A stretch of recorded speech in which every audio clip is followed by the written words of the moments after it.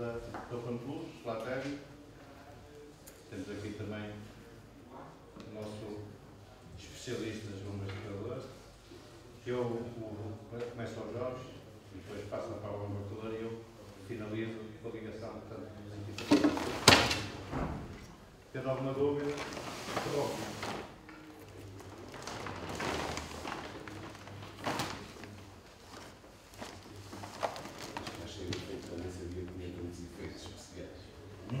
Ora bem, antes de começar propriamente a apresentar, só para dizer, a Panplus é uma empresa portuguesa que fabrica coletores de latérmicos. Neste momento, penso que em Portugal seremos só nós a fabricar completo. Portanto, nós não fazemos assemblagem, nós fabricamos desde o absortor até a assemblagem final do coletor. Somos de Estarreja, portanto, estamos aqui relativamente próximos. E qual é a vantagem, então? Quando se pensa numa casa eficiente, pensamos naquilo que precisamos de fazer. Uma das coisas que nós precisamos de fazer é aquecer. Aquecer não só o ambiente, mas também aquilo que vamos utilizar para os banhos e para outras utilizações do dia a dia. Portanto, nós podemos, com a energia solar térmica, fazer uma produção direta de calor e, ao mesmo tempo, quando isso não é o suficiente, porque há dias em que a radiação não é suficiente para fazer o aquecimento total, mas pelo menos um pré-aquecimento nós conseguimos fazer. Se falarmos em escalas, com o aquecimento central, se estamos a falar em aquecimento central com radiadores tradicionais, temperaturas de 85 graus, esqueçam o solar térmico. Eu vendo, mas também não quero enganar ninguém, portanto não vale a pena estarmos a pensar nisso. O meu objetivo aqui é trabalharmos em temperaturas baixas, na ordem dos 45, 50 graus, 55. O solar térmico, de uma forma geral, consegue suprir as necessidades quase na totalidade, obviamente, nos dias de sol. Bem, a vantagem, obviamente, que quem já ouviu falar para a energia solar tem a vantagem de que, desde logo, está disponível, ela existe. Nós só temos é que tentar apanhar, coletar, que é o que nós fazemos na parte técnica. Eu não quero dizer mal, e agora vou só fazer aqui uma parte, não digo mal fotovoltaico, nós trabalhamos também com fotovoltaico. Mas a realidade é que o solar térmico é muito mais eficiente. Eu consigo produzir muito mais energia por metro quadrado do que com o fotovoltaico. Portanto, desde logo aí é uma vantagem. Portanto, quando se fala, e nas bombas de calor muitas vezes agora está na ordem do dia o fazer o fotovoltaico, para que é que eu vou instalar 3 ou 4 kW quando posso instalar 2 ou 3 coletores e fazer exatamente o mesmo? Portanto, vale a pena às vezes pensar que até do ponto de vista arquitetónico isso pode influenciar. Depois, ela existe em todo lado, como é óbvio. Contribui, obviamente, aquelas coisas todas que os governos gostam de falar, a segurança na distribuição, portanto ela existe, não tem dependência de países terceiros, portanto aí tem uma vantagem, que por acaso estou a mostrar, não faz mal. Depois, pode e contribui não só para a habitação, mas para todos os setores, quer da indústria, quer comércios e serviços. Portanto, aí também, mais uma vez, uma vantagem. O impacto ambiental, até nisso nós somos favoráveis relativamente ao fotovoltaico. O fotovoltaico é uma energia limpa, mas o ciclo de vida do painel fotovoltaico não é assim tão limpo quanto isso. Nós somos um bocadinho mais. Nós utilizamos metais que parte deles já são reciclados. E aquilo que sobra, sucatas, são novamente reciclados e são reintroduzidos nos processos. Portanto, até aí, o nosso impacto realmente é muito baixo. Depois, a contribuição para o aumento de emprego, seja pelos instaladores, pela produção, dos vários setores que depois trabalham para nós e connosco. E depois, neste momento, acho que, olhando para os preços do gás natural, do gás propano, da eletricidade, os paybacks começam a ficar um bocadinho mais reduzidos. Os preços vieram a descer, ou se não desceram, pelo menos mantiveram-se. Eu falo por nós que há 10 anos que não aumentamos os preços, só estamos a descer, portanto, e as matérias-primas mantêm-se mais ou menos estáveis. Depois, a vantagem é que realmente nós podemos, em edifícios novos, cobrir, se não 100%, muito próximo dos 100% das necessidades de aquecimento e arrefecimento.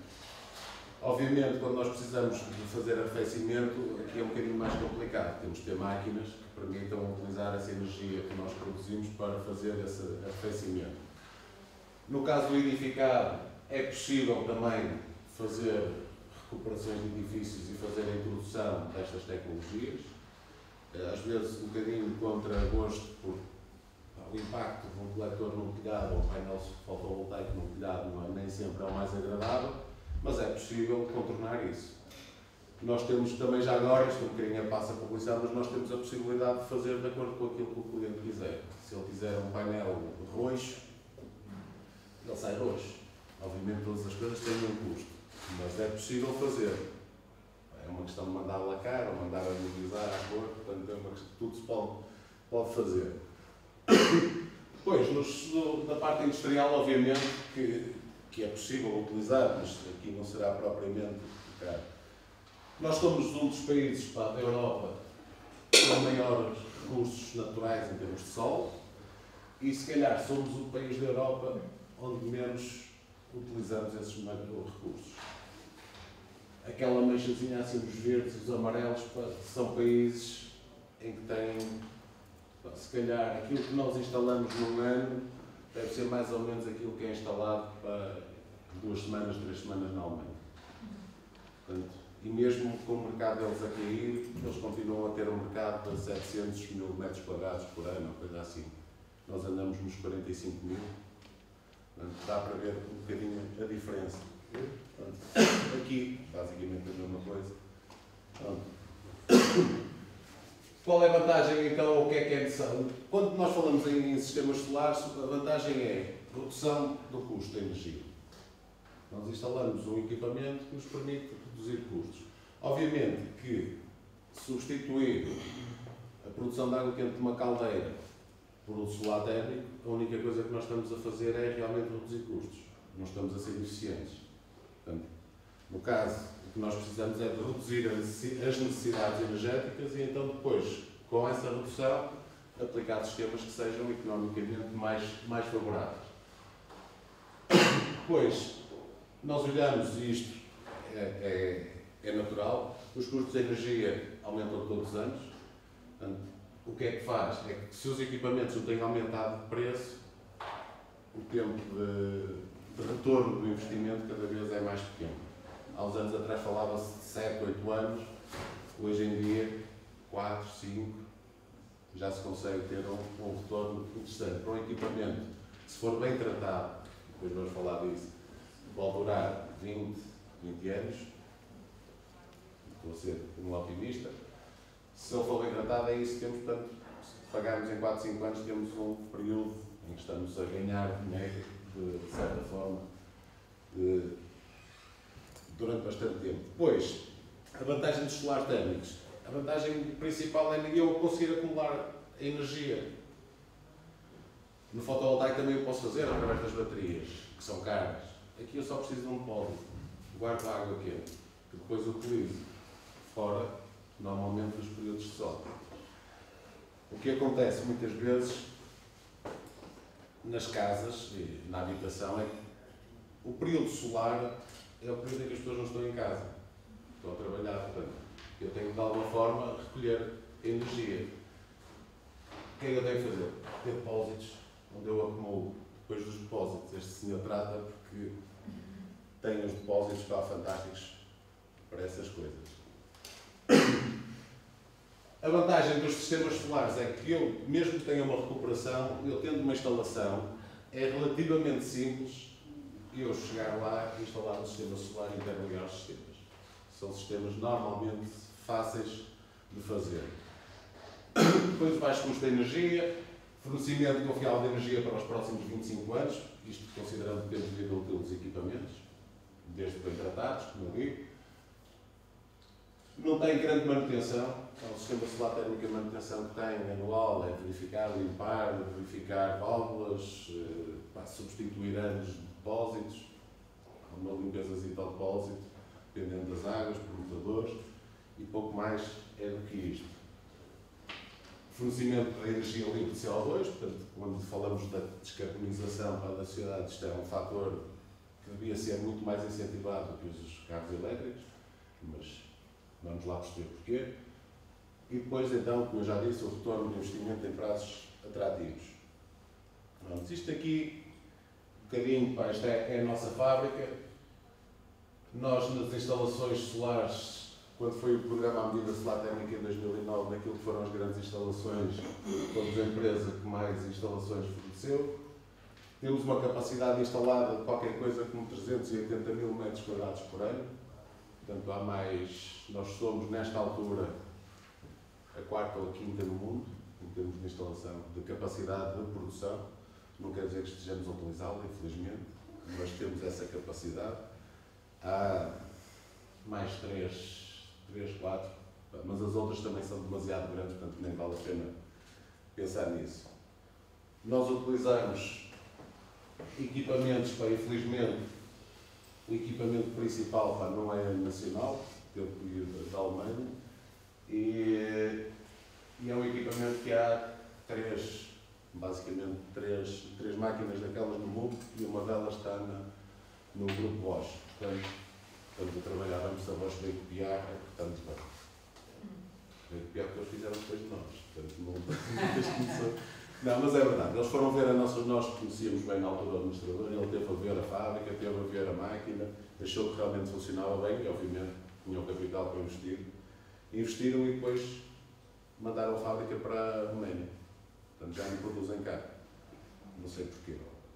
Bem, depois, obviamente, temos pessoal para treinar para ajudar naquilo que for preciso. Se alguém precisar de um projeto, diz, eu quero ter uma solução solar térmica, mas não sabe bem o que é fazer, pede-nos ajuda que nós resolvemos o problema. Integrando com as outras tecnologias, como bombas de calor, caldeiras a pellets, tudo que o cliente precisar. Então, em termos de coletores, aquilo que nós temos basicamente são duas famílias, uma delas mudou de nome. Mudou de nome e depois explico-vos porquê. Que é a família OPV1, a 4 e depois o OPV6 está incluído em termos de família na família OPV4. Simplesmente nós sabemos que é um coletor de dimensões diferentes e com uma filosofia diferente na parte de dimensão em relação aos restantes. A família OPV1 é um coletor que está em certificação neste momento. É uma substituição da família OPV2 e qual é a diferença, qual é a diferença do OPV1 para o OPV2? É um absortor. Nós utilizávamos absortores no OPV2 que eram absortores completamente em cobre. Portanto, chapa com tratamento altamente seletivo em cobre e depois uma grelha em cobre. O nosso fornecedor de chapa disse, eu não vos posso fornecer com as vossas dimensões, a não ser que vocês me comprem 10 mil metros quadrados por encomenda. 10 mil metros quadrados, estamos a falar de 70, 80 mil euros, até assim, para que fique em stock durante uma data de tempo. O que se advogou um coletor de topo de gama, quase ninguém compra. É mais caro. Infelizmente, nós somos um mercado de preço. Basicamente, o que nós temos nesta família, o que vamos ter são coletores de 2 metros quadrados, 2,30 metros e 2,50 metros de área de absorção. Nós, quando falamos, a nossa política é, quando falamos ou damos a dimensão do coletor, estamos a falar da área de absorção. O que quer dizer que o coletor de 2.02 ele deve ter 2.2 de área bruta. O 2,30 tem à volta de 2,5 metros, portanto há ali uma diferença. O que é que ele muda? O muda passa a ter um absortor em alumínio para compensar a alteração do alumínio, do cobre para alumínio, aumentamos o número de tubos na grelha. O tratamento é altamente seletivo, portanto estamos a falar de um absortor que tem 95 ou mais de 95% de absorção e mais ou menos 5% de imitância, portanto de reflexão, dito assim. A caixa é alumínio anodizado e a temperatura de estagnação neste momento ainda não sei, mas deve andar na ordem dos 200 graus. O OPV4 é o chamado coletor de combate. É um coletor extremamente simples. A caixa é uma caixa sem ter nenhum tipo de tratamento, portanto é uma caixa em alumínio natural. Obviamente, se o cliente quiser, pode ser analisado, marcado, como entender. Tem exatamente as mesmas áreas de abertura, obviamente, como é um coletor mais com outras características, as dimensões da área de abertura aproximam-se mais da dimensão bruta. O tratamento é exatamente o mesmo, é altamente seletivo. A diferença aqui entre ser cobre e alumínio é meramente por questões económicas, basicamente é isso. Em termos de eficiência é exatamente igual. Nós entre um coletor e outra diferença, quando estamos a falar do OPV2, estamos a falar de 1% de eficiência, de diferença na eficiência, portanto não será ser alumínio. Pronto, o OPV6, a única coisa que tem realmente é que tem uma área de absorção de 1.89. E perguntam-se, mas porquê que saiu aqui um coletor com esse tamanho? É muito simples. Toda a nossa concorrência é isto que faz. Diz 2 metros quadrados, mas a área de absorção só tem 1,90 m e 1,90 m. Portanto, quando nós queremos comparar, temos que comparar com esta área. Foi só por causa disso, do resto, nada de especial. Isto é constituição, mais ou menos, daquilo, não é mais ou menos, é exatamente aquilo que temos. No OPV1, nós temos um perfil robusto, temos um painel com cerca de 98 mm de altura, portanto, é um coletor com 50 mm de espessura de isolamento lateral. Tem os vidros, o vidro obviamente que é isto, vidros sempre com baixo teor de ferro, com temperado, portanto, em termos de resistência normal. Aqui, se nós olharmos para a diferença, estão a ver que o OPV4 é um coletor com um perfil muito mais simples, não tem isolamentos laterais, portanto, não, o rendimento, a diferença é 1%, as perdas é que são substancialmente maiores, que não é? Exatamente. Pronto, e depois aqui há uma questão que às vezes é importante. Quando se olha para os coletores, quando se olha para certificados, é tramado. Porque há certificados de acordo com a norma antiga e certificados de acordo com a nova norma. E uns estão pela área de absorção e outros estão pela área bruta. E isso é uma confusão dos diários. Ainda ninguém chegou à conclusão de quando é que ia ter que mudar. Portanto, e neste momento posso estar a comparar um coletor exatamente igual ou com características idênticas e um ter 69% de rendimento e outro ter 78%. Mas se olharmos depois, no fim, vamos perceber que não é igual. Depois há uma coisa que é importante ver, é que a maior parte das vezes não se liga muito, que é a eficiência térmica efetiva. Isso diz muito mais do coletor do que propriamente os rendimentos para ópticos. Isso. O rendimento óptico, 70%, é numa situação ideal em que ele nunca trabalha. Portanto, não é apenas reflexão. Portanto, não. Paulo Coal. É preciso ver a curva e no ponto de trabalho, que normalmente é mais ou menos a meia da curva, é ver a eficiência nesse ponto. E é que se compara. O resto é como diz o outro, vale o que vale. O pormenor só diferente é assim, todos os nossos coletores, como vocês podem ver, não têm nenhum sistema mecânico de fecho. Portanto, aquilo não é rebitado, não é nada, aquilo utilizamos simplesmente colas. E mesmo o próprio vidro é colado com uma fita de dupla face, suficientemente resistente, como é óbvio, e depois leva só um cordão de silicone para garantir a vedação, que à partida já estaria, mas por questões até estéticas, fazemos isso assim. Pronto, aqui tem algumas das características do coletor, depois se quiserem tem aqui o catálogo e tem estas coisinhas todas lá. Portanto, tem ali as áreas de abertura, as áreas totais, a área de absortor, as características do material que é utilizado no absortor. Nós utilizamos normalmente e aconselhamos, como é óbvio, depois cada qual faz o que quer. No tipo de clima que nós temos, utilizar água só pode ser perigoso. Se me disserem que o Algarve, se calhar não precisa estar para propileno ou glicol, o anticongelante, aqui nesta zona, é melhor. Nós também gostamos de vender coletores, portanto, se eles rebentarem, nós estamos à vontade. Quais são os sistemas que nós temos? E é aquilo que, no fundo, se calhar, se torna mais importante aqui. Nós temos, basicamente, nos sistemas solar-térmicos, dois tipos de funcionamento. Eu falo sempre em sistemas fechados, circuito fechado.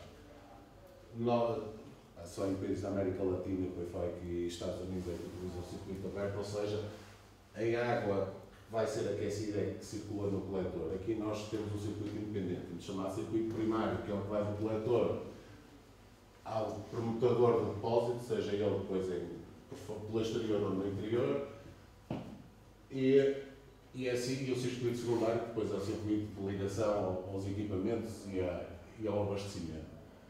Pronto. O que é que nós temos então? O sistema termocifrão. Quando eu tenho sistema termocifrão, tenho um sistema muito simples.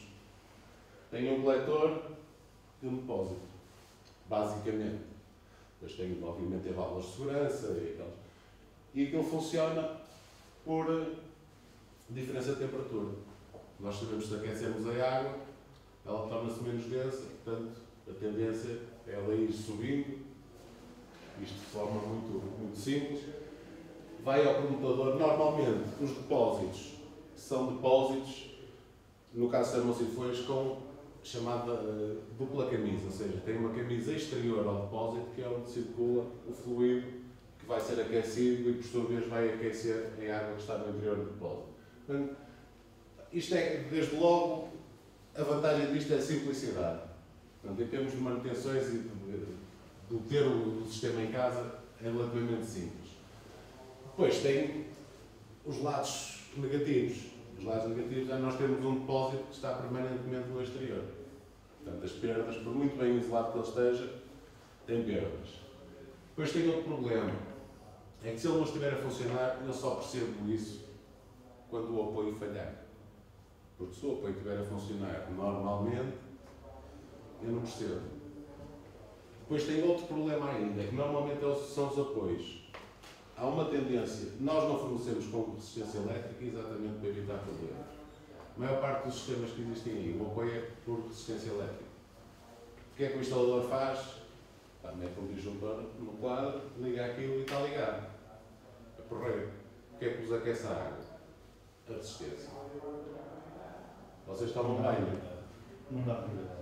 Normalmente tomam banho ao fim do dia, que é quando não há sol, ou de manhã. Portanto, quando não há sol, gastam água, já está quente.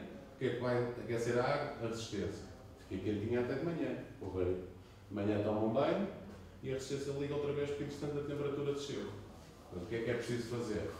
É, no mínimo, ter um relógio. E dizer, pá, durante esta hora e esta hora que eu não trabalho. Que é para não haver, porque senão o sistema solar não é económico e não está a fazer a função que devia ter. Depois tem, obviamente, pá, do ponto de vista estético, vale. Hoje em dia, de forma errada, vê-se edifícios coletivos com 30, 40 termocifrões. Eu não sei se o custo compensa. Porque aquilo que eles têm que reforçar nas lajes para levar com aquele peso todo em cima, se vale a pena relativamente. E o tempo de espera de chegar a dar tempo. Exatamente. Depois imaginem um prédio de 5 andares, não é? Tipo do resto de chão, com um bocadinho de sorte, não é? Ao fim de 10 minutos tem água quente. E metade da água arrefece no percurso. Portanto, um sistema centralizado se calhar funcionava melhor, mas como eu digo, são sempre opções. Nós fabricamos coletores, tanto vendemos para uns como para outros, é igual. Os sistemas de circulação forçada, obviamente, têm que ser mais complexos e daí também serem mais caros. Tem um grupo de circulação, porque eu tenho que fazer o circuito circular entre o coletor e o depósito. Portanto, aqui já não há, até porque normalmente tem o coletor no telhado, depósito, onde eu entender que é necessário, portanto preciso todo este percurso. Para a bomba ligar e desligar, tem que ter alguma coisa que lhe dê ordem. Portanto, tem que ter o controlador. Depois tem que ter os vasos de expansão, essas coisas todas, para todos os equipamentos, válvulas termostáticas. É, obviamente, o sistema mais complexo. Mas, por outro lado, permite também ser mais flexível em termos de soluções. Eu, com um sistema deste, posso ligar uma caldeira ou posso ligar um recuperador de calor, se tiver juízo. senão a coisa pode complicar. Mas posso utilizar energias de apoio que normalmente no termosifão não é possível de uma forma tão simples. Não quer dizer que eu não possa trazer no termosifão a água quente, passar por um esquentador, mas complica um bocadinho. Este sistema tem a vantagem. Eu tenho todos os equipamentos ao meu alcance. Eu consigo ver se o sistema está a trabalhar, se não está a trabalhar, se precisa de ser novamente pressurizado, se tem ar no sistema. Portanto, se houver alguma falha, eu, se tiver os mínimos conhecimentos, olho para os equipamentos e vejo logo o que é que está a passar. Portanto, aqui tem essa vantagem. Os depósitos estão protegidos no interior. Portanto, se aquilo não estiver numa zona gelada, tem o depósito a uma temperatura agradável e, portanto, as perdas de calor são menores. Portanto, tudo isso, para mim, são vantagens. Se me disserem, em casa punhas o termosifão? Não. É mais barato? É. Mas, se calhar, ao longo do tempo, a diferença compensa. E, então, em edifícios coletivos, por maioria de razão, mais fácil é fazê-lo. Depois são dos grupos solares que nós temos. Este aqui, basicamente, todos os grupos solares, independentemente da marca, são todos muito idênticos. Tem um válvula litro, tem uma válvula de retorno, tem um manual de pressão, temperatura, basicamente é isto. As bombas agora são bombas normalmente bombas eficientes, portanto trabalham com sinal PWM, ou seja, ela ajusta a velocidade às necessidades, tem essa vantagem. Os consumos são consumos baixíssimos. Depois temos o tal controlador. O controlador o que é que faz? No fundo, analisa o que é que eu tenho nos coletores, o que é que eu tenho no depósito e se a bomba tem ou não que ligar. Depois, se eu tiver sistemas mais complexos, é que preciso de válvulas 3 vias para desligar para o depósito ou para ligar para outra bomba. O controlador, obviamente, é possível fazê-lo, não será um controlador simples, terá que ser um controlador com mais funções. O que é que faz isso? É o número de entradas e de saídas dos controladores. Depois é possível, para a maior parte deles, já é possível utilizar a fazer as ligações da IMPEC, é possível fazer monitorização do sistema via smartphone. Portanto, isto hoje em dia, se não fizesse, estava fora. Portanto, tudo isto é possível.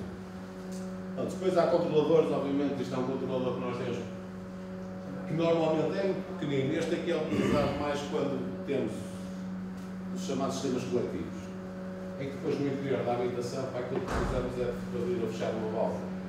É muito mais fácil para um controlador que custa 30 ou 40 euros do que estar a ter um controlador de 100 e tal, 150 ou 200 euros. Isto faz exatamente a mesma função, ter duas entradas e uma saída. É uma coisa muito simples, mas que para essas situações funciona. No meio disto tudo, ok, equipamento e tal, é tudo porreiro, mas isto só funciona se nós tivermos o sistema bem dimensionado. E se nós tivermos depois o sistema bem instalado. A primeira coisa que temos que olhar é se temos orientação para o fazer.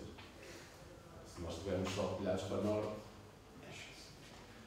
devemos ter muito boa vontade, mas acho que é um investimento um bocadinho inútil. Depois as inclinações, embora a maior parte destas coisas é mais 20 graus, mais 15 graus de inclinação, menos 20, as diferenças que nós temos depois no rendimento final da instalação não variam muito. Portanto, aí pode ser interessante. Olhar para o... Aqui para esta zona, qual é a inclinação? À volta dos 40 graus. Dos 40 graus. É um bocadinho mais, e ali para o lado de Lisboa, 45? Um bocadinho mais, mas a diferença não... Nós cá em Portugal é qualquer coisa entre 35 e 40. Andamos por aí. Aquilo é latitude menos... mais 5, menos 5 graus, portanto... Não é por aí. Mas as diferenças, se fizermos os cálculos, já fizemos várias tentativas, as diferenças na fração solar, se olharmos só para a fração solar, são muito pequenas. Os 40. Os 40, por norma, nós temos, por exemplo, no caso até das estruturas que nós temos para os termocifões, aquilo está a 35, 40, 45. Dentro disso, o pessoal escolhe aquela que melhor quiser utilizar, mas Não é por aí. Não convém é ficar plano. Já agora, Sim, sim, sim. e se eu quiser privilegiar o aquecimento da água no inverno? Tem que aumentar a inclinação. Aumenta a inclinação. 55. 55. Então não vai causar problemas. Não, o termosifão até pode ter. O termosifão, a única coisa que à partida tem que ter é ter sempre uma diferença entre a entrada, a cota do coletor e a de entrada no depósito ou na camisa, à volta de 20 cm.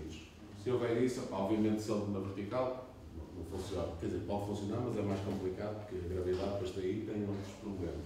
Mas tendo inclinações até 55, 60 graus não é crítico. Pois, obviamente temos que olhar para o local, aquilo que temos, quando estamos numa obra de recuperação, se nós vamos pensar, eu vou precisar de instalar coletores. Então vão pensar logo naquilo que é necessário para fazer a fixação dos coletores. Muitas vezes também não se pensa, e quando se vão fazer a instalação dos coletores, tem que se furar telas. Que é uma chatice. É preferível pensar nisto antes. Pois, obviamente, um erro que é típico, eu não sei se está aqui algum instalador, mas vou dizer mal de alguns instaladores. Eu percebo que o nosso mercado é pequeno, mas os meios de elevação dos equipamentos solar, de caídas solar, de bombas de calor e por aí fora, são fundamentais. Não pode ser à corda. Um depósito vitrificado, não é o caso destes senhores, mas no caso de um depósito vitrificado, se der uma pancada, se instalar o vitrificado e nós não conseguimos depois controlar se instalou ou não, aquilo vai durar se tiverem sorte. O vitrificado instalando deixa à vista, vai permitir que a água penetre no procedimento e vai à chapa base, com razão pela seca. E depois não tem solução. É que depois. Portanto, o transporte destas coisas é fundamental. Por isso é que às vezes os instaladores, uma plataforma, obviamente disserem, mas tenho que levar para um edifício de 5 andares, não vou ter uma grua, mas pelo menos alugar uma grua para um dia, uma coisa assim, para se fazer esse tipo de trabalho. Depois, há que saber o que é que se vai fazer. E é preciso fazer o dimensionamento. E a primeira nota, que eu já tinha conversado com estes senhores, a primeira nota é que no solar térmico às vezes menos é mais. Quando eu quero atingir frações solares de 70% ou 80%, posso estar a dar o maior tiro no pé. O que é que eu faço à água quente no verão? Quando não tenho aquecimento central, por exemplo. Pois, se tiver piscina. Se não tiver, é um problema. É porreiro e tal, tenho aqui água quente, nunca mais acaba, piso radiante e não sei quantos. E depois de verão, tenho os coletores a mandarem vapor. Assim, pela válvula de segurança e por aí fora. E depois, tudo isso são desperdícios. Não há necessidade nenhuma de eu gastar 10.000 euros num sistema, se calhar com 5.000 para ficar uma melhor serviço. A fração solar só serve, como eu costumo dizer, para quem não sabe nada. O importante é o rendimento global da instalação. Prefiro ter uma instalação com rendimento global de 40% a 50%, uma fração solar, se calhar 40%, 45%, do que ter uma fração solar de 70% e ter um rendimento de 20% ou 30%. É sinal que as coisas não vão funcionar bem. E quando não vão funcionar bem, normalmente os equipamentos é que sofrem. E aquilo que eu vos dizia das manutenções, esqueçam, voltem ao princípio, e as manutenções depois são caríssimas. Porque vão andar a trocar depósitos de 2 em 2 anos, vão andar a trocar ligações entre coletores, se não for todos os anos, estão cheios de sorte, vedantes vão queimar, vão ter uma data de chatices. Eu já tive experiência em casa, os coletores, depois de ligar a recirculação para baixar a temperatura de depósitos e por aí fora, cheguei a ter os coletores abaixo de 70, 75 graus. Agora imagine uma instalação com 140 coletores. Como é que estão os últimos? Não é? Se estiverem ligados em série e em baterias, o que é que vai acontecer nos últimos? É por isso, a primeira coisa é pensar o que é que eu vou fazer. Para depois dimensionar. Quando se pensa num hotel, num hospital, numa piscina, não sei, quantos utentes é que aquilo tem, ou quantos clientes é que tem, ou quantos quartos? tem 50 quartos, ora 50 quartos dá não sei quantos litros por ocupante, são 50 mil litros de água por dia. E dimensiona-se para 50 mil litros de água por dia. Pois é, mas depois aquilo tem uma taxa de ocupação de 30%. Não há milagres. Portanto, é preciso, nestas coisas, ter um bocadinho para os pés na terra, porque não vale a pena estar a gastar dinheiro, porque não é preciso. Também vale, quanto mais vender-se melhor, mas prefiro não ter os problemas que depois muitas vezes aparecem por excessos de temperatura e por desperdícios de água quente. Depois, obviamente, o local da instalação, onde é que eu vou instalar, a orientação geográfica, o número de ocupantes, os consumos e os horários de consumo são importantes. Em que ponto é que eles se situam, se é a meio do dia, se é no início, se é no fim, o perfil de utilização, portanto, como é que vai ser utilizado. Olha, desculpe, qual é a quantidade de água que recomenda que se preveja de consumo em habitação e em hotéis? Em habitação, eu diria que os 40 litros por pessoa está adequado. Se as pessoas tomarem banho todos os dias, obviamente, se esse for o hábito. Porque depois há aqueles que vão ao ginásio e tomam banho no ginásio, portanto, agora é preciso tentar contabilizar isso, mas os 40 litros. Em caso de hotéis, depende do tipo de hotel. Se é um hotel de praia, se é um hotel de montanha, se é um hotel de gama, se não é. Mas, Depende do tipo de hóspedes. exatamente. Mas aí, normalmente eu utilizo as indicações que estão na ADN. E tiro-lhe um bocadinho. Normalmente na taxa de ocupação. Quando eles dizem prever uma taxa de ocupação de 70%, eu ponho aquilo a 50% e sobra. Porque quando se pensa assim, eu consigo ter um depósito, eu posso ter um depósito com água a 60 graus ou posso tê-lo com 70 graus. Portanto, em vez de eu programar aquilo para parar nos 60 graus, eu mando parar só aos 70 graus. Portanto, ganho ali 10 graus e com isso consigo às vezes compensar um bocadinho menos de capacidade de armazenagem. Há aqui várias formas depois de dar a volta à coisa. Depois, isto aqui, obviamente, o objetivo é sempre adequar as necessidades ao edifício, evitar desperdício de energia e depois os gastos necessários na instalação e manutenção. Portanto, isto aqui é o objetivo. Portanto, basicamente, a instalação é identificar o local para instalar, depois ter a forma como deve ser instalado, portanto, realizar tudo conforme deve ser. Acho que já tem mais. Pronto, e para trás, é ao contrário. Pronto. Na manutenção, os instaladores têm que ser instaladores de topo de gama. Tão simples quanto isto. Quando eu faço uma ligação de Beacon entre dois coletores, se eu não tiver a estrutura nivelada, o que é que vai acontecer? Um está assim, outro está assim. E eles vão ter que juntar os dois. Vão fazer as negras. Depois a culpa nunca é a instalação, está sempre bem feita. No Beacon também é preciso utilizar contraporte. Não é apertar até torcer o tubo. Já tive tubo lá na fora. Portanto, é preciso, são essas pequenas coisas. Se isto tudo estiver a funcionar bem, pôr uma bomba de calor, ou ligar isto a uma bomba de calor, ligar isto ao sistema que já existe, ou interligar com outro, tudo é possível fazer. Passo a palavra agora ao homem que dá energia de volta, quase. Nada. Quase.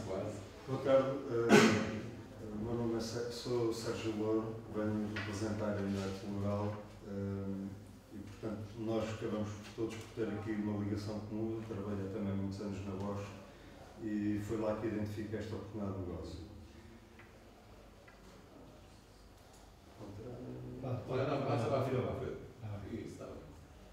Pronto.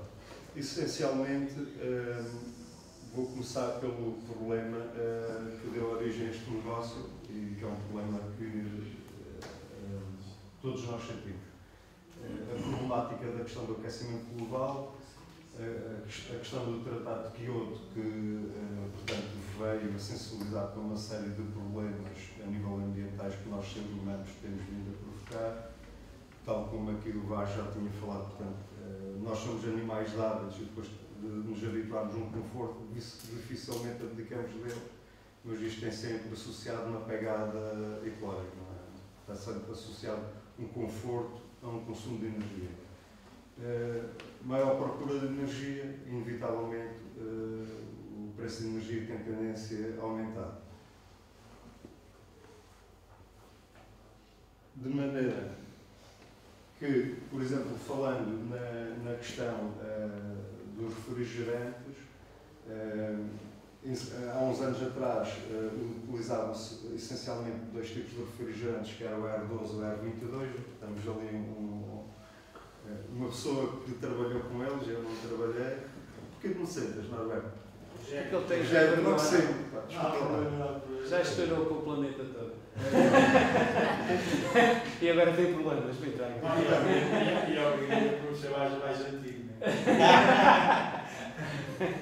Portanto, isto usava-se, há uns anos atrás usavam-se o R12 e o R12, essencialmente, R12 e R22, que se veio descobrir que faziam depleção da camada do ozono.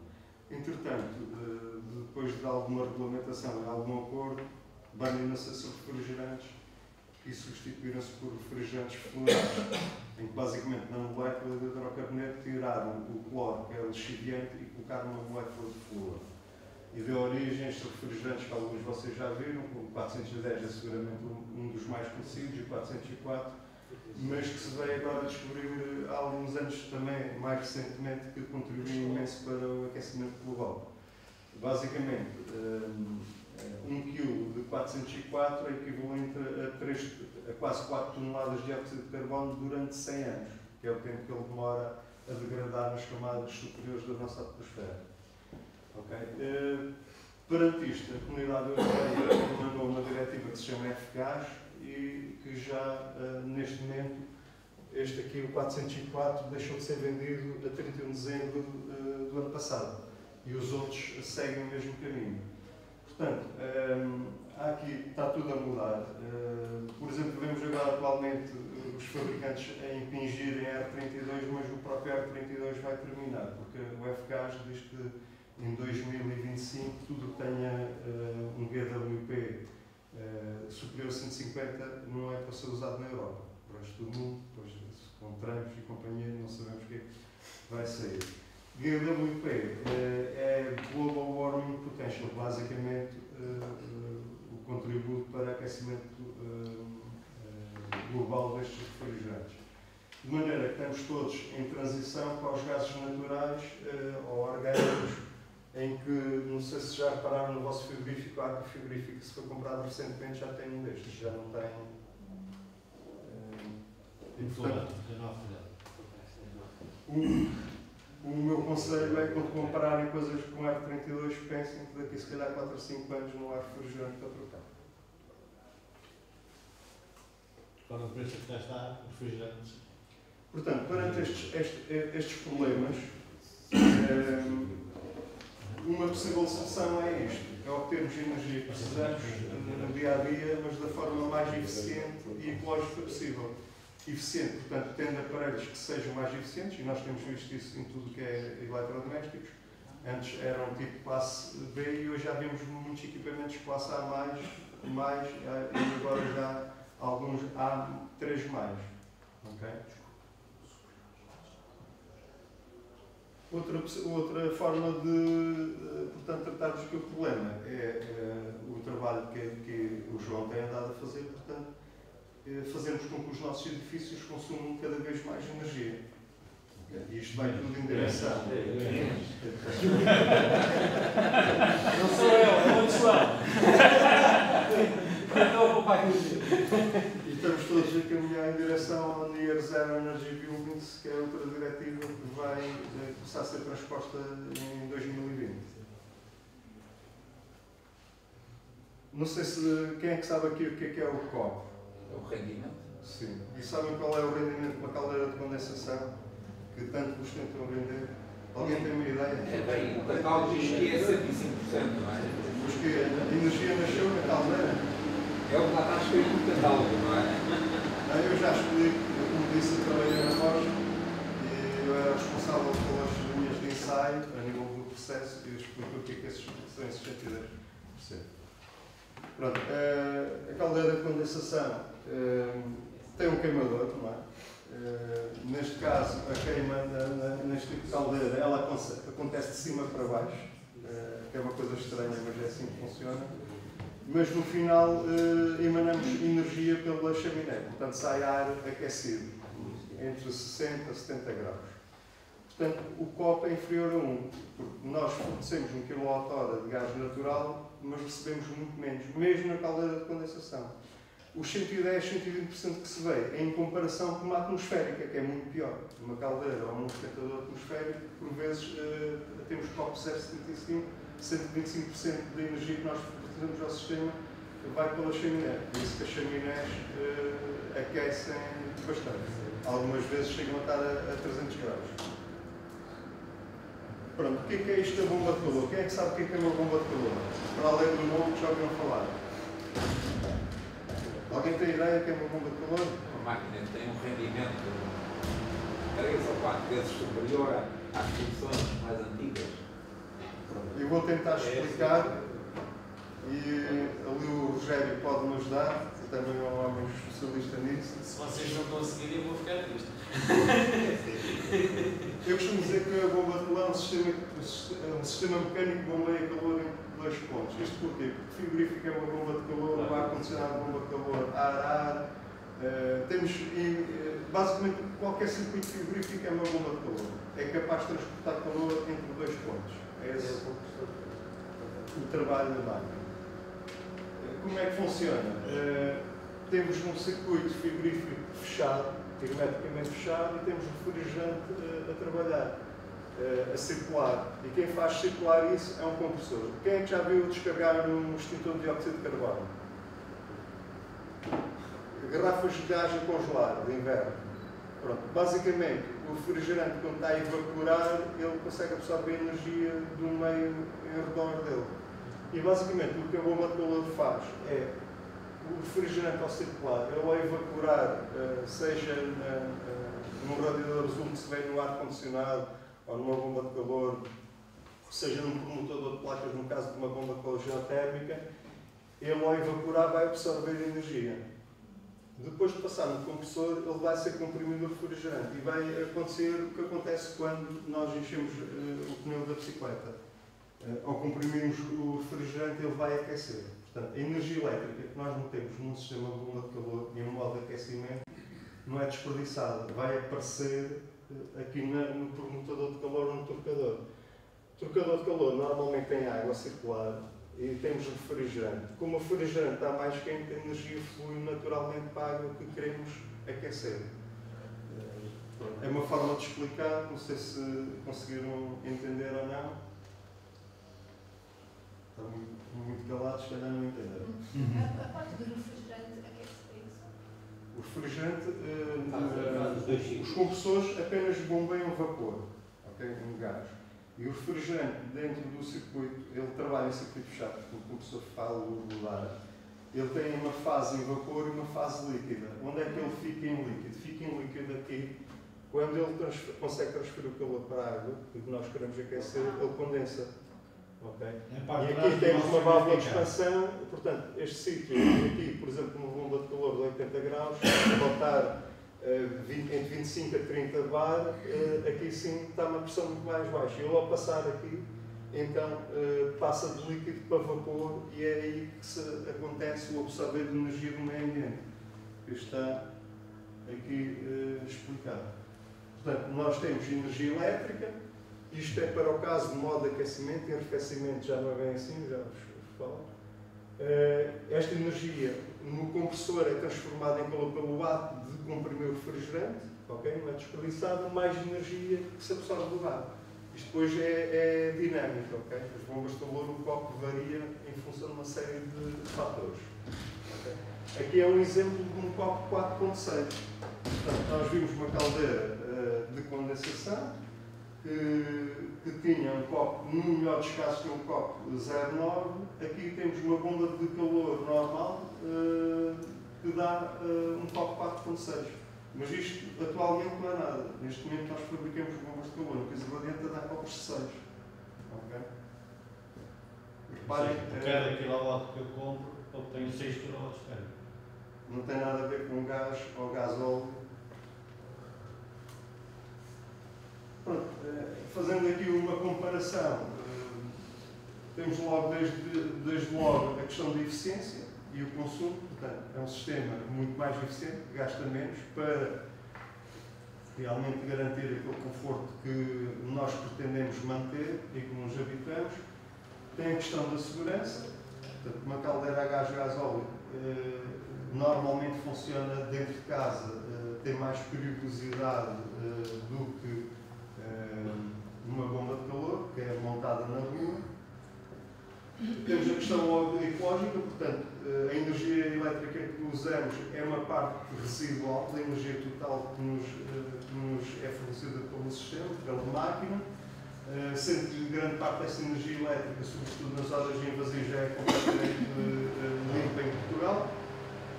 E depois temos a possibilidade, quando chegarmos ao Near Zero Energy Buildings, de poder vir a fazer sistemas de climatização completamente desligados da rede. Okay? É o próximo passo da evolução disto. Já se começa a ver algumas coisas. Isto depois com a acumulação de energia, com acumuladores como o Rui tem aqui e com materiais que se metem lá dentro precisamente durante o dia, quando há energia suficiente na natureza, nós acumulamos para durante a noite o edifício utilizar. Isto nos edifícios de habitação. Nos edifícios de serviço, a história já é completamente diferente. Muitas vezes temos a energia, mas não temos energia suficiente para o consumo que está a ser efetuado durante o dia. A Enerplural fabrica essencialmente bombas de calor multifunções, que são bombas de calor universais que fazem aquecimento de espaço, podem fazer arrefecimento e fazer também contribuir para o apoio térmico na produção de água quente sanitária. Portanto, associado ao solar térmico, a bomba de calor, quando o sol não chega, ela entra em ação, normalmente no final do dia. Okay? Depois já vou falar um pouco mais nisto. Bombas de calor sanitárias, também ligadas ou não ao solar térmico, bombas de calor para piscinas.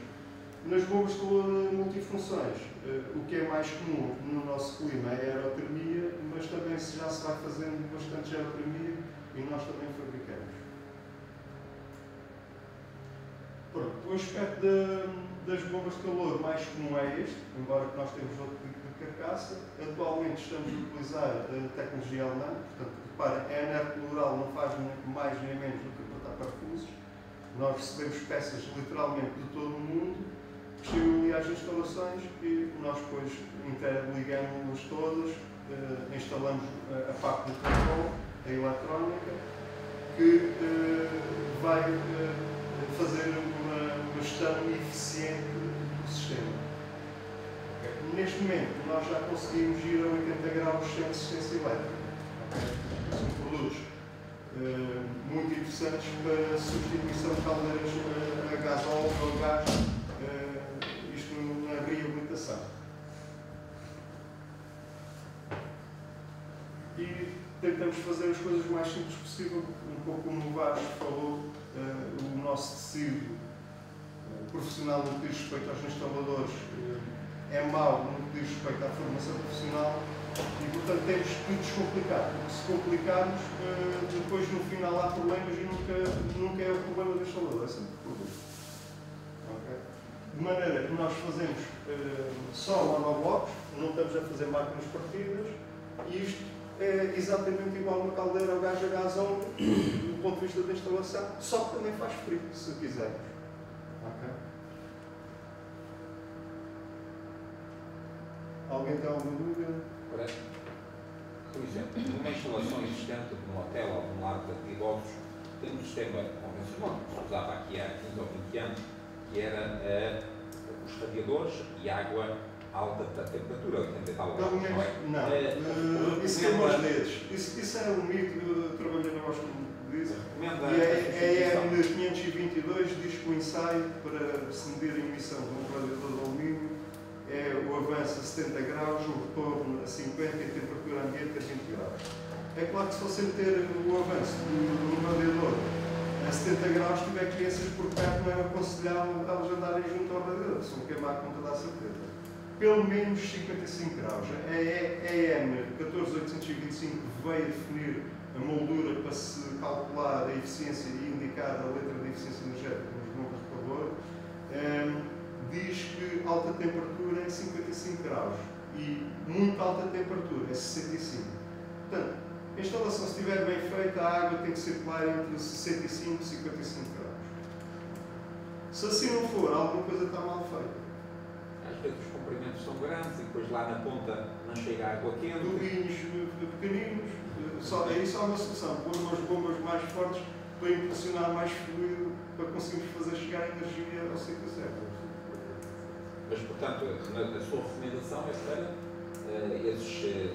essas máquinas que vão chegar ao fim da vida útil delas, é substituir por esta tecnologia. Repare uma coisa, eu fabrico isto, mas não há nada perfeito. As bombas de calor é um equipamento interessante porque são bastante eficientes, são fáceis de instalar e se você avaliou uma caldeira a gasóleo cuja energia primária é cara e tem que comprar outra, gastar dinheiro por gastar, então aí faz sentido fazer um projeto e ponderar a instalação de uma bomba de calor. Por vezes, por exemplo, não tem potência elétrica suficiente, no caso do lar. Mas, por exemplo, referiu aí que no gasóleo não tenho dúvidas que tem que ser substituído por outro tipo de energia. Agora, se for gás natural, isto é sempre competitivo face ao gás natural? Há ali outra pessoa que quer fazer. Posso? Sim. O gás natural é a coisa mais poluente que existe. Porque isto é um engano de meninos. Tem nome natural, vai ser correto. Mas aquilo, hoje em dia, a maior parte do gás natural é o tipo de processo de fracking, fracturação hidráulica, anda contaminado em lençóis freáticos e destruído por causa de terremotos, a contaminação química por causa dos fins que usam para a utilização de fracturação hidráulica. Portanto, o pior que existe. E andam-nos ainda a tentar ver que são os lobbies, não é? Já instalaram aqui a distribuição de gás natural. Eu acho que isso é totalmente evitável. São coisas que já. Vocês podem ver nos locais de venda de equipamentos uma coisa caricata, que é. Portanto, já perceberam que é a questão da eficiência de um equipamento a gás ou gasóleo, ou vamos dizer um equipamento de queima com uma bomba de calor. Mas vocês vão aí à distribuição e vão encontrar um esquentador que tem A+, com uma bomba de calor que é A+. Okay? E isto é o lobby a trabalhar por trás. Porquê?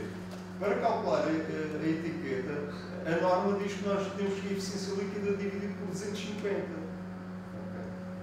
Porque a energia elétrica não é totalmente natural. Mas Eu ainda vou dizer uma melhor. O sistema solar térmico não tem um sistema A++. Na melhor das hipóteses é A+. Portanto, Tem um apoio.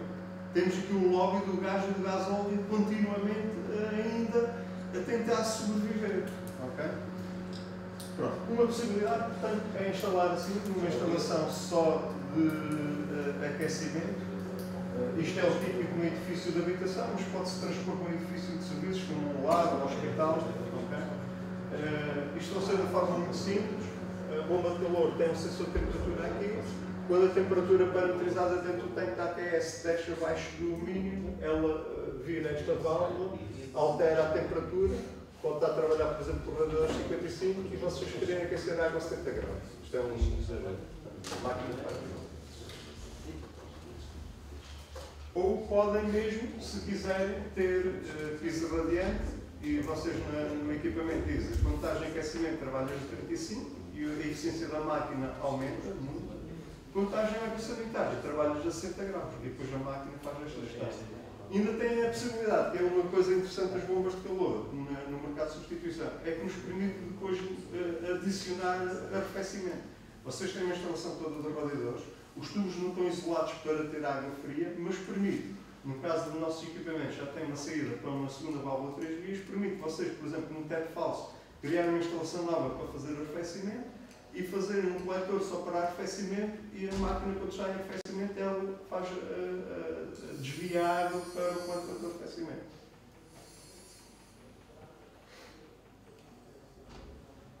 Alguma dúvida?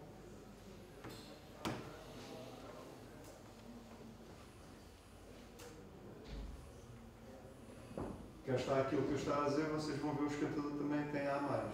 A questão é que já perceberam que há diferenças, não é?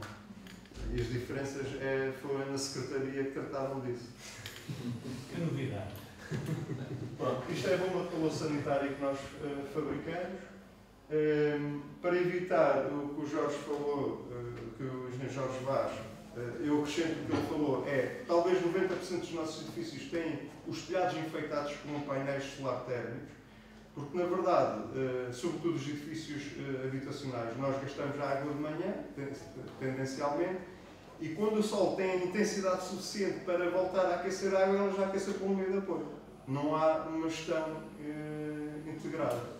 Eu penso que se for resistência elétrica, porque se for a gás natural ou por vai dar o mesmo. Não, mas ele só quando se liga à torneira é que aquilo avança. Depende da instalação. Se a instalação for feita em que passa a água de abastecimento quente, passa pela caldeira, uma coisa. Se a caldeira for o apoio e estiver ligada, por exemplo, à segunda serpentina do depósito, não. Ela vai ligar exatamente quando é preciso. Que é a temperatura desta.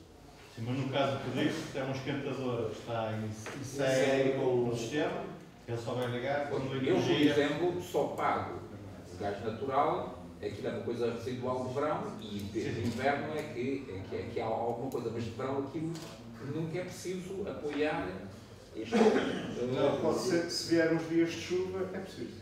Pois. Já deve ter reparado nisso. Sim, mas é pontualmente, não é? Sim, agora, mas de facto, no caso depende da forma como está ligado. Mas no caso do esquentador é mais interessante porque você consegue ter uma noção real de se o sistema está a funcionar bem ou não, o sistema solar. O sistema solar estiver a funcionar bem, você vê que o esquentador não funciona mais tempo daquilo que é normal, não é? Se tiver uma resistência elétrica é muito pior, porque aquilo que já essa sugestão sua da resistência elétrica ser descontinuada, acho que faz todo o sentido do ponto de vista da eficiência energética. É tão fácil tornar este sistema, não dá para ser. E tem lá no quadro juntou para a loja. Exatamente. O problema é estar está por exemplo para trabalhar com as minutos por dia. Das 6h30 às 7h15. Exatamente. Mas se fizerem isso... E chega só a trabalhar 40 minutos por dia. Essa sua observação, se fosse divulgada por todo o país e posta em prática, poupava um dinheirão ao país, não é? Em recursos energéticos. Muito bem, posso continuar então, para não comer aqui o tempo ao meu colega. Bom, qual foi a nossa abordagem? A nossa abordagem penso que até é a única bomba de calor deste género que tem um controlador solar térmico efetivamente integrado.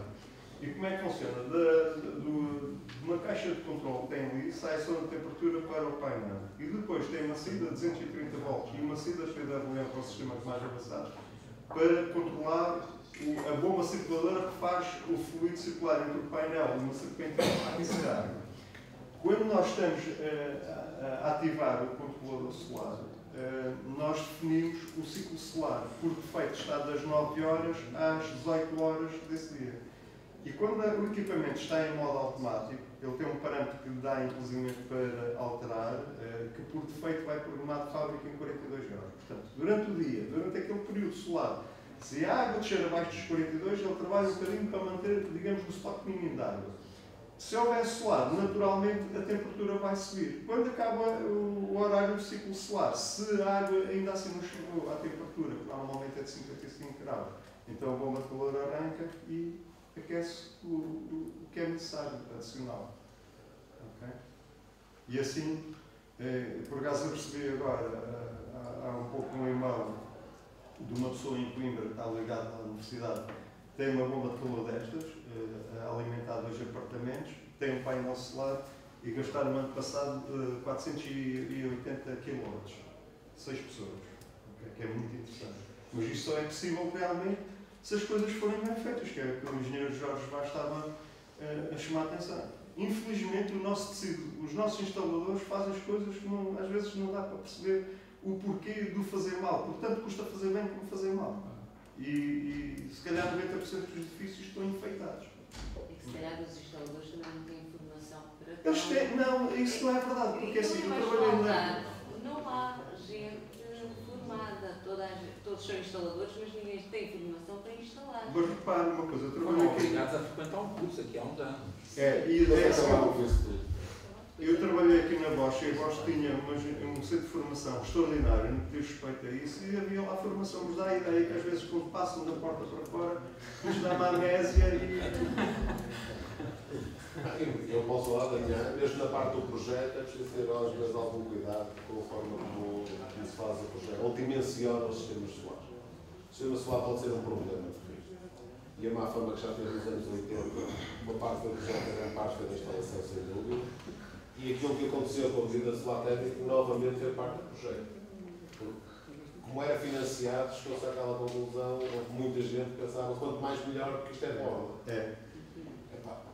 Barbaridade. Nós temos uma instalação que tinha 140 coletores. Eram 140 coletores, e eu refiz o projeto e disse, eles não precisam de 140, mas 100 chegam. Não, são estas, é assim que tem que ser, vocês não podem alterar projetos. Não posso, então são 140. Agora tenho lá 70 tapados.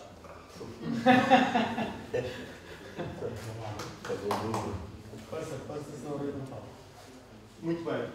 Nós temos também esta bomba de calor, agora já tem um aspecto diferente e que eu tenha conhecimento, não temos concorrência no mercado. O que é isto? É uma bomba de calor que foi desenvolvida exclusivamente a pensar em grandes consumos de água quente sanitária.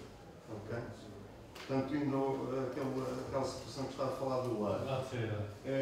Ela já tem também um controlador solar térmico integrado, precisamente para poder fazer esta gestão, para evitarmos de andarmos com os telhados carregados de painéis e eles estarem só a enfeitar.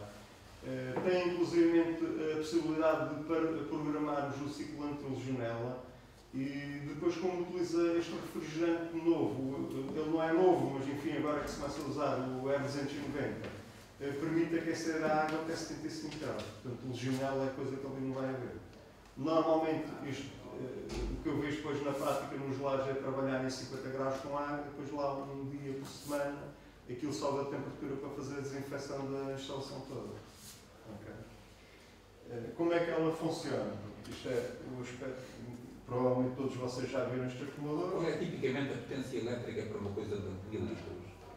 É uma bomba de calor de 20 kW e a baixada trifásica pode consumir até 10 amperes por fase, no máximo. Pronto. O nosso equipamento, tudo por onde a água passa é em 316L e, portanto, preparado para a água de consumo humano. Okay?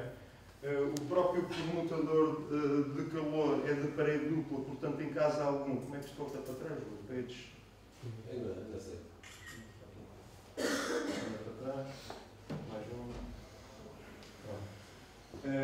Portanto, o permutador é um permutador específico para isto, tem parede dupla, em caso algum há contaminação da água com óleo ou com refrigerante. Okay? Se houver um problema no permutador, isso acontece na rua, fica todo esse problema contido na rua. Em termos de manutenção, é mais interessante do que a abordagem antiga, que é pegar uma serpentina e aquecê-la com uma caldeira a gás ou gasóleo, mas passado uns tempos em sítios não tem calcário, isto por simplesmente não se vê. Eu já vi depósitos abertos por colocar um depósito e depois esquecendo-se que eu precisava de uma porta para passar, então só a rebarbadora é que ele sai lá para fora. Eu já vi permutadores destes que não se vê, é um bloco de calcário. Okay? Mesmo na situação de manutenção, quando há calcário, se apanha calcário, nós desligamos da instalação com uma solução ácida básica, 5%, por exemplo, com ácido cítrico, com aqueles grupos solares, mete-se a trabalhar ao contrário, limpa-se, uma vez que isto é tudo 316 L.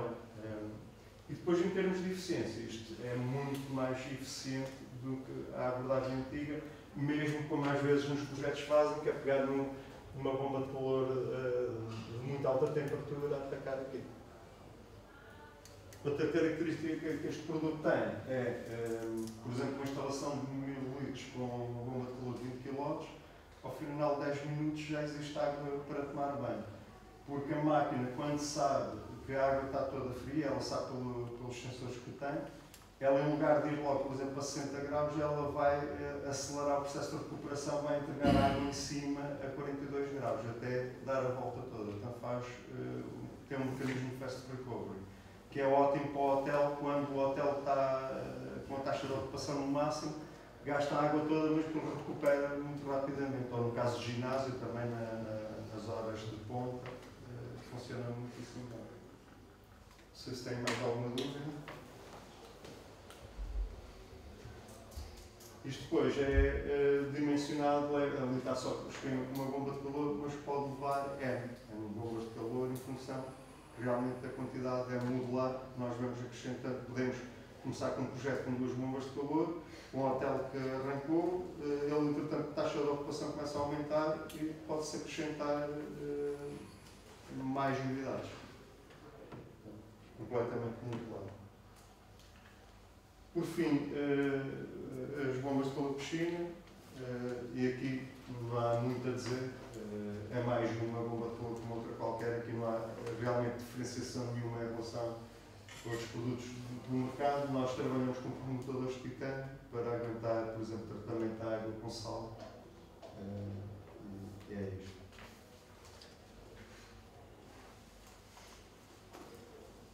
Se quiserem alguma informação, façam o favor de ligar para nós, está no ensinamento da fotografia, tem o livro. Normalmente sou eu que atendo o telefone, se não for eu, alguém vai atender. Eu costumo dizer que estou à distância do telefonema. Exatamente. Onde é que é? Na zona industrial da moda, ali, se não era aqui, pois não? Não. Conhece a Costa Nova? Sim, sim. É uma zona industrial que está antes da ponte da Barra. Aqui perto. Portanto, destes dois equipamentos que tiveram a falar. Eu tenho aqui, portanto, trazer-vos uma bateria tanto que vai acumular energia térmica, vai acumular calor, vai produzir água quente sanitária necessária para os banhos e não só, também pode ser utilizada depois para a máquina de lavar roupa e máquina de lavar louça, e também com a possibilidade de fazer tanto uma utilização de alguma energia térmica para a climatização da habitação. Portanto, são chamados sistemas combinados. Sistema combinado significa que eu vou combinar água quente sanitária com parte para a climatização e aquecimento central. Antigamente também haviam chamados tanques, que era o acumulador dentro de um acumulador em que eu preparava a água quente sanitária e tinha alguma, portanto, energia para o aquecimento da habitação. Neste caso aqui é um combinado puro, mas com uma volumetria relativamente interessante, ou seja, de pequeno espaço. Eu vais apresentar aqui um acumulador de uma forma diferente daquilo que vocês estão habituados. Vou-vos apresentar aqui uma cadeira, vocês dizem que é um objeto mais ou menos tradicional, só para dizer que isto é um equipamento muito interessante, mas que tem um problema idêntico ao que o latente tem. Ou seja, esta cadeira foi criada também cá, em Passos Ferreira, e é uma cadeira sonora. Ela é, portanto, o altifalante, por assim dizer. Ou seja, permite ter uma experiência sonora completamente única. Não consegue ter nenhuma experiência sonora igual. Mesmo os próprios audiófilos, portanto, na experiência que tiveram, portanto, no contacto com o som, com o conforto do som, é único, é extremamente interessante. Só para dizer que quando o jovem que desenvolveu esta cadeira e que está a andar bem com ela, tem muitas já premiadas lá fora, tem o problema de que quando apresenta isto, as pessoas depois não querem bem esta cadeira. Querem uma cadeira de outro feitio, com um outro tamanho, com outra cor, mas não deve, não pode ser assim. Porque para ter a experiência audiófila tem que ter este aspecto, tem que ter esta forma, ok? Pronto. O latente também sofre um bocado disso, porque quando eu apresento o latente, ele vai ser um acumulador de 500 litros apenas, e as pessoas dizem, 500 litros é muito, é 300, mas aqui não há hipótese. É de 500 litros e é a única forma que eu tenho disponível para o acumulador latente. Relativamente ao latente, também o que é que ele tem de específico relativamente a qualquer outro tipo de acumulador? É que eu vou ter dentro do meu acumulador uma gordura, chamada tecnicamente um PCR, portanto um phase change material, um material de mudança de fase. Esta gordura vai estar constantemente, portanto, a sobrenadar a água que está no interior do acumulador. A água que está no interior do acumulador é sempre a mesma água, é uma água técnica, e eu vou aproveitar um fenómeno de natureza no fundo é uma bomba de calor também, quase a bomba de calor, porque vou aproveitar a mudança de fase que as matérias, os elementos têm na natureza. Eu sei que tem água, por exemplo, para subir a temperatura, e eu forneço o calor chamado sensível para atingir a pressão atmosférica normal de 0 graus Celsius. Mas se eu, para ir portanto, até uma temperatura de 100 graus, tenho que fornecer uma caloria por cada grama para aumentar 1 grau Celsius até aos 100 graus Celsius. A partir desta temperatura, para que haja uma mudança de fase, ou seja, que a água passe da fase líquida para a fase de vapor, a quantidade de energia que eu tenho que fornecer é 6 vezes mais elevada do que aquela que foi necessária para fazer com que a água vá do 0 aos 100 graus. Portanto, a quantidade de calor que eu tenho, que é chamado calor latente, é muito maior do que aquela que eu necessito apenas para subir em termos de calor sensível. Okay? É a grande diferença entre o calor sensível e o calor latente. O calor latente é o calor de mudança de fase. O calor sensível é quando há um incremento que é visual no termómetro e que a gente sente. São dois tipos, tanto de energia térmica e calor específicos. Portanto, um é diferente do outro. Reparem que quando a água está a mudar de fase, não há incremento de temperatura. Apenas há, portanto, absorção de energia. Isto vai acontecer, portanto, na minha gordura que eu tenho dentro do meu acumulador. Portanto, o acumulador, para o aumento portanto, da temperatura, vai-me fazer passar a gordura que está na parte superior da fase sólida para a fase líquida. O que é que vai acontecer? Vai acontecer que com este volume de 500 litros eu vou ter energia idêntica à que teria, à mesma temperatura, com um acumulador de 1000 litros. Eu tenho o dobro de capacidade energética. Como eu tenho o dobro de capacidade energética para metade do volume comparativo, digamos assim, eu vou ter muito menos perdas térmicas. Portanto, este é o acumulador que menor perdas térmicas tem no mercado. Além de ter um excelente isolamento, tem 10 cm de poliuretano, polipropileno por fora, polipropileno por dentro, é um plástico. Também portanto, tem esta característica de ter menos área de perda de energia, portanto, relativamente aos outros acumuladores. Relativamente ao plástico, hoje, por brincadeira, digamos assim, eu fui buscar uma notícia, devem ter visto, que, pronto, ok, é que ter em atenção, mas é um mau aspecto do plástico, também há algum aspecto do plástico, é a durabilidade que ele tem. Portanto, isto é, por visto, o papel que mantém com 38 anos, que ainda está neste estado. Ou seja, a dificuldade que o plástico tem em degradar. Se eu tenho um acumulador em plástico, ele não tem problema absolutamente nenhum, portanto, em termos de durabilidade da minha cápsula, do meu acumulador. Portanto, é mais que certo que a durabilidade dele vai ser imensa. Okay? Dentro do acumulador eu vou ter uma, duas ou três serpentinas. Em ácido inox também, em ácido 316, portanto, com uma durabilidade também muito elevada, com uma capacidade, portanto, de aguentar pressões também muito importante. Portanto, eu consigo ter pressões até 15 bar no interior das serpentinas. E existe aqui também a característica que é um pouco específica, porque começa-se agora a ter mais no mercado soluções deste tipo, em que a água quente sanitária é preparada, portanto, instantaneamente. Portanto, eu não vou acumular água quente sanitária, vou apenas acumular energia térmica que vai ser transferida à água quente sanitária quando eu abro a minha torneira de água quente. Portanto, como eu só tenho cerca de 20 litros de água na serpentina que vai aquecer a água quente sanitária, que neste caso é aquela de cor azulado, eu não tenho legionela. Portanto, uma das coisas que este acumulador tem logo à partida é a sua higiene.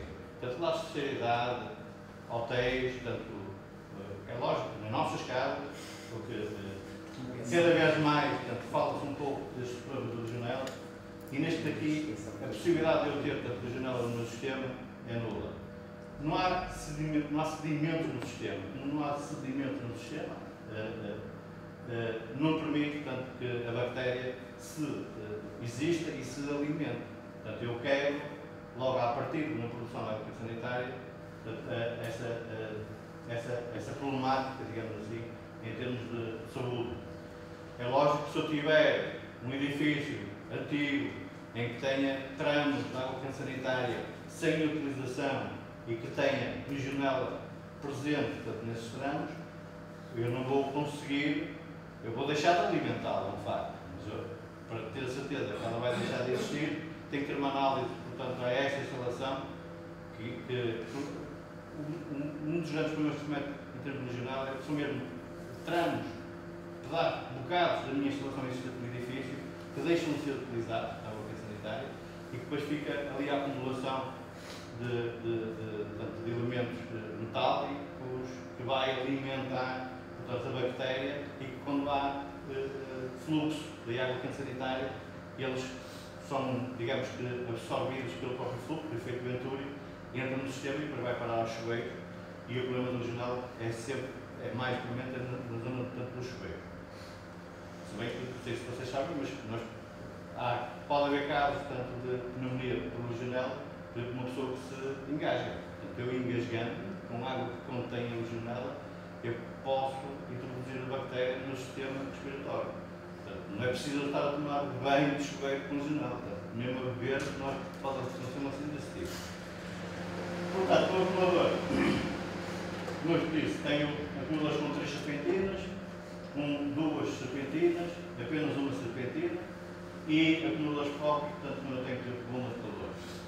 Da bomba de calor há uma coisa muito importante, está a ser a tendência, tanto em termos de equipamentos técnicos, a bomba de calor. No caso de eu ter bombas de calor cuja temperatura de funcionamento, portanto, não sejam importantes, temperaturas da ordem dos 50 graus, 55, que é a maior parte das bombas de calor apenas conseguem, portanto, fazer temperaturas desse tipo.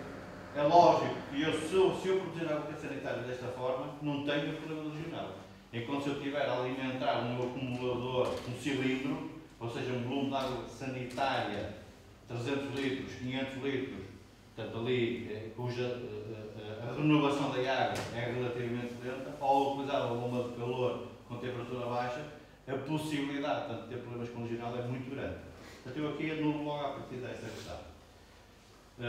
Caso prático, foi, por exemplo, há mais de um ano, a substituição, por exemplo, dos acumuladores do hotel no Porto, do Hotel Boa Vista. O Hotel Boa Vista teve um surto, portanto, de legionela, teve cerca de 2 meses, quase 3 meses fechado. Uma das formas, tanto depois dos proprietários, tanto terem a certeza que não teriam mais acidentes desse tipo, substituíram, portanto, os acumuladores existentes por acumuladores latentes. Tinham, para vocês terem a noção, tinham 6 acumuladores de 1000 litros de aço e com 72 quartos fui questionado, portanto, se era necessário introduzir os 6 latentes, porque cada latente deste consegue ter uma produção de 1000 litros de água quente sanitária. Eu, para os 72 quartos, com a experiência que eu tenho dos acumuladores, isso não é necessário, portanto, 4 eram suficientes.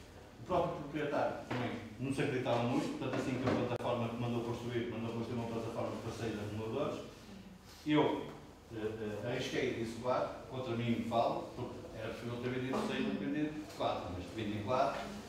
E estão lá, têm 72 quartos, têm saídas de hóspedes simultâneas, porque é um hotel também que tem muito pessoal que sai simultaneamente no início da manhã. Está contentíssimo e tem uma poupança. Para vocês terem uma ideia, ele tinha um consumo em média diário de 70 euros de gás natural e com a colocação destes acumuladores passou para cerca de 45, 50 euros por dia. Portanto, houve ali 20 euros em 70 que poupa de gás por dia. Portanto, ele rapidamente vai pagar, portanto, já pagou quase, portanto, a substituição dos antigos acumuladores pelos latentes. Estes acumuladores também têm características muito interessantes, são fáceis tanto de fazer a ligação, devido ao sistema flexível que tem para a ligação do sanitária, apoio, solar térmico, como eu disse, portanto, é um polipropileno, compacto, fácil de transporte. O que vocês têm lá para ver, que está do outro lado, hoje de manhã eu pulo sozinho no elevador, vejo sozinho para lá passar. Portanto, aqui o João dificultou-me ali porque tinha pouco espaço para passar o acumulador na sala, mas conseguiu passar. Portanto, está lá e por exemplo, em sítios onde há necessidade de substituição de acumulador, por exemplo, também alteias com acumuladores do tipo de 3.000 e 5.000 litros. Há alteias já com algum tempo em que tem um acumulador desse tipo, 5.000 litros, em que foram lá colocados a quando da construção do edifício. Agora, de meter lá um acumulador com aquela volumetria, tem que haver a obra de construção civil. Eu com 5 acumuladores destes, portanto, ligados em paralelo, consigo obter a mesma capacidade de água quente sanitária e não tenho problemas em termos de atrabancamento, em termos de passagem destes acumuladores. Portanto, não necessito fazer obra de construção civil. Outro caso que também tenho no Porto, por exemplo, é a colocação em cobertura, para substituir, por exemplo, um acumulador de 3.000 litros. Se for por a mesma volumetria, eu vou ter que pôr na grua, na rua, para pôr o acumulador de 3.000 litros lá na cobertura. Isto tem custos, tem que alugar a grua, tem que pedir licença à Câmara, tem que ter a polícia a fechar a rua durante as horas que está lá a grua, etc, etc. Com este acumulador não, eu pego nisto, meto no elevador e levo para a cobertura e interligo os acumuladores e não tenho, portanto, esses custos, portanto, digamos que de colocação e administrativos que teria se tivesse todo o equipamento para pôr o acumulador na cobertura. Quanto aos permutadores, eu tenho no meu acumulador no XXL 3 permutadores. Tenho um permutador solar, como é lógico, está na parte inferior do acumulador, e isto faz com que haja sempre prioridade em termos térmicos do solar térmico. Portanto, mesmo que eu tenha, e acho bem e concordo plenamente na onda de calor, portanto, a dar o meu apoio, mas a minha prioridade vai ser para a energia que é gratuita, que é o solar. Portanto, e aqui eu consigo isso de uma forma extraordinária. Porquê? Porque a água que está dentro do acumulador é sempre a mesma água. Não há movimento mecânico da água. Os únicos movimentos que a água tem é um movimento de convecção natural. Ou seja, quando eu estou a dar carga térmica na parte inferior do acumulador, aquela água que está a ser aquecida naquela zona vai ascender, vai subir. Vai subir por aquele tubo do cor cinzenta que está ali no meio do acumulador, fazendo com que o carregamento térmico, a energia térmica que vem do solar, seja colocado de cima para baixo. Ou seja, eu tenho sempre a parte inferior fresca. Ou seja, o sol começa a nascer e eu tenho o meu sistema e buscar energia ao sol, até ao final do dia. Portanto, eu consigo ter uma eficiência e uma eficácia natural. Primeiro tenho uma eficiência elevada, porque tenho sempre um ΔT importante para conseguir buscar a energia ao meu coletor solar. E tenho sempre eficácia porque a natureza está-me a tratar dessa eficácia. Porque a própria densidade da água está-me a tornar o sistema eficaz. Há bocado, quando estávamos a falar do controle, por exemplo, do termosifão, o termosifão é um equipamento extremamente eficiente. Aliás, é infinitamente eficiente, ou seja, não tenho que pagar nada para ter aquilo que eu quero, a energia útil, que é a água quente sanitária, okay? Quando ele está a funcionar, mas é um equipamento que, para ser eficaz, tem que ter um grande controle. Ele é muito eficiente, mas pode não ser eficaz. Isto também não me interessa. Okay? Interessa-me é que as coisas sejam eficientes e eficazes. Não é? Portanto, aqui naturalmente eu tenho isto. Eu não preciso de nenhum controle eletrónico, placas, válvulas, mais não sei o quê. Não, aqui está tudo feito. A natureza trata de tudo. Plástico, muito mau condutor térmico, o que faz com que a estratificação dentro do acumulador seja o máximo que se consegue ter. E a estratificação máxima. Depois, por fim, portanto, tem a serpentina de águas quentes sanitárias, que é maior, tem cerca de 20 litros, que a água fria vai diretamente à parte inferior do acumulador e, ao passar, vai sendo aquecida, portanto, seguindo à temperatura que está no acumulador. Naquela parte superior, entre a parte final da serpentina de cor azul e o teto, digamos assim, o topo do acumulador, tem a tal parafina, tem a gordura, como a gordura que está sempre a sobrenadar a água, é imexível tanto com a água, como vocês sabem, sendo gordura, e também faz ali um tampão térmico, ou seja, diminui as possibilidades de perda, onde eu tenho a maior temperatura de água no interior do acumulador que é na parte superior. Portanto, e também não deixa que o oxigênio do ar entre em contato direto com a água que está dentro do acumulador, que é sempre a mesma. Portanto, faz-me um tampão também, digamos assim, ao oxigênio ambiente. Porque esta água, o que está dentro do acumulador, está à pressão atmosférica normal. Portanto, isto não é água pressurizada, é água que é introduzida quando eu faço a ligação do acumulador, introduzo estes 500 litros de água e ela vai ficar sempre com o resto da vida lá dentro. É lógico. Temos manutenção. O que é necessário? É que eu tenho um visualizador para eu verificar se o nível de água do interior do acumulador é o correto, se é o correto, tudo bem. Se estiver a descer ligeiramente, porque há sempre alguma pequena evaporação da água, tenho que repor uma pequena quantidade de água para o acumulador. Mas isto são operações que são feitas passado ano e meio, 2 anos. Outra questão, na água quente sanitária, numa produção instantânea, eu não vou ter, primeiro, vaso de expansão. Portanto, não tenho manutenção de vaso de expansão porque não tenho vaso de expansão. Não preciso. Portanto, não há vaso de expansão neste acumulador em termos de água quente sanitária. Tem que haver nos apoios e no solar térmico, também é lógico. E também não existe válvula de segurança. Portanto, como não há valor de dilatação da água sanitária que provoca um grande aumento de pressão, não vou ter nenhuma válvula de segurança também. Portanto, não há aqui elementos tanto de manutenção, substituição, nada disso. Atenção nas instalações sanitárias vulgares, quando eu tenho acumulador acima dos 300 litros, o meu vaso de expansão sanitário é um ótimo recipiente para a criação de legionela também. Porque ele está ali muito próximo do meu acumulador e quando eu não estou a utilizar água quente sanitária e começo a fornecer energia térmica ao meu acumulador, a água começa-me a dilatar e há sempre alguma água, essa que está a dilatar, que vai para o vaso de expansão. Portanto, eu tenho ali a membrana do vaso de expansão à temperatura ótima para a legionela estar ali em banho-maria impecável, os 35, 36, 37 graus Celsius. Quando eu abro a água fria, a membrana do vaso de expansão empurra-me parte da água que está dentro do vaso e vai empurrar a legionela para o sistema. E ela vai entrar no sistema, vai percorrer o acumulador, por mais tratamentos que eu faça, tratamentos térmicos, cloro, a legionela esteve protegida disso e quando passa rapidamente pelo acumulador, portanto não vai ser afetada desse tratamento e consigo ter legionela nos pontos de utilização do chuveiro. Portanto, neste aqui não se passa nada disso. Portanto, temos aqui uma fotografia da tal parafina, portanto, que está sempre ali a sobrenadar, portanto, a água técnica que está no interior do acumulador. Também há uma parte ali que me serve, portanto, de almofada, digamos assim, para a variação de volumetria da água, ao aquecer vai dilatar ligeiramente, ao arrefecer vai contrair, portanto há ali uma almofada que me absorve, portanto, essas variações da dilatação da água. Aqui há algumas instalações, portanto, poucas das muitas que existem, como um fora.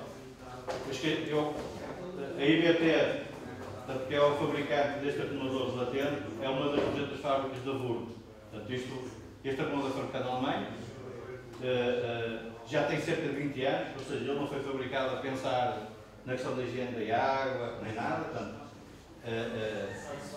com o tempo é que se foi verificando todas essas questões, mas já existe, não é nada de recente. Portanto, temos ali na Alemanha, temos aqui uma habitação em Faf também com um acumulador latente, uma caldeira até de biomassa, neste caso, uma caldeira a pellets. E tem aqui um sistema que visitamos na Alemanha, que eu achei muito interessante, em que é a colocação de uma bomba de calor para a produção, portanto, de climatização de uma igreja. Portanto, isto é uma igreja que tem um pavimento radiante e é aquecido por uma bomba de calor. É uma bomba de calor geotérmica, mas não existe geotermia na Terra. Portanto, aqui é uma bomba de calor geotérmica, mas que está a ir buscar calor a um solar térmico que existe, em que este solar térmico acumula energia nos latentes e a bomba de calor geotérmica vai buscar a energia aos latentes que foi transmitida pelo sistema solar térmico aos acumuladores. E depois da água aquecida pela bomba de calor geotérmica, ela é acumulada também nos acumuladores e daí parte, portanto, para o meu pavimento radiante. É um sistema muito eficiente. Estamos a falar num sítio na Alemanha com temperaturas no inverno extremamente baixas e é o que dizia lá também o engenheiro que idealizou este sistema, que eu acho muito interessante. Para eles terem clientes, para que terem clientes, tem que ter conforto também. Também aparecem meus clientes, não é? Portanto, daí que tem o pavimento radiante. E tem coisas muito interessantes. Portanto, têm preocupações. Eles tiveram preocupações de ocupar o pavimento radiante, de deixar. O pavimento foi aplicado, já a igreja existia, como é lógico. É relativamente recente. E nos primeiros bancos que eles puseram pavimento radiante, portanto, sobre elevado relativamente ao pavimento existente, mas, por exemplo, nos dois últimos bancos, eles enterraram o pavimento radiante por causa dos deficientes de cadeiras de rodas, que é para ter mobilidade, ou seja, até na colocação do pavimento radiante houve preocupações de mobilidade reduzida, ok? E depois tem também uma coisa interessante, é que se uma pessoa de mais idade, o pavimento radiante não lhe trouxer conforto suficiente, eles têm um sistema de radiação muito pequenino, uns radiadores mesmo radiante, em que a primeira pessoa que entra para se sentar, se quiser, carrega num botão e aquele botão faz com que aquele sistema esteja ligado durante 20 minutos. No fim de 20 minutos, desliga-se. Mas a decisão é do utente. Portanto, o utente tem que ter educação suficiente para saber se vai ou não utilizar o sistema. São coisas diferentes. Nós não estamos culturalmente preparados para essas coisas, mas lá funciona de maneira dessa forma que acho muito engraçado. Pronto. Também tenho aqui o meu contacto. Se forem ao site da letra.pt, têm lá também acesso ao meu contacto telefónico. Vou-vos deixar também uns catálogos do acumulador. Se tiverem alguma questão para qualquer um de nós, neste aspecto, estejam à vontade. Se não tiverem questões, significa fomos claros. Ou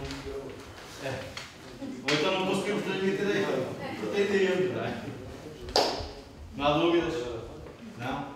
Pronto, já conheciam, o arquiteto já conhecia, outro veio recapitular. Também em elasticidade, tem alguma elasticidade com esse sistema, nomeadamente em ligação à festa, aqui no Porto. Portanto, ginásios, muitos ginásios com esse sistema também, e cada vez penso que é uma solução muito interessante e conjugação aqui com uma pessoa. A nível dos instaladores estão perfeitamente habilitados para conjugar os três sistemas. Eu tento sempre, assim, este acumulador mas já tem uma garantia de 5 anos, mas tem uma garantia de 5 anos se o arranque for executado por mim. Portanto, eu tenho que ir ao local para verificar, para dar a garantia de 5 anos. Se não fizer nada, tem garantia de 2 anos. A garantia é estendida a 5 anos, mas tem que controlar, tem que ir verificar. É lógico que ir verificar. Se a instalação não estiver de acordo com as boas práticas da arte, ou o homem repõe, refaz, ou então não há arranque, ou então não há garantia, não é? Ou então não há garantia. Mas é um facto que os eletropistoleiros, mais não sei o que, mais, às vezes é algo que dificulta um pouco a relação entre a responsabilidade do fabricante de equipamentos e o utilizador. Às vezes o utilizador só vê que a máquina está a funcionar mal e é a máquina, não é máquina, é mais responsabilidade de quem executou a instalação. Então,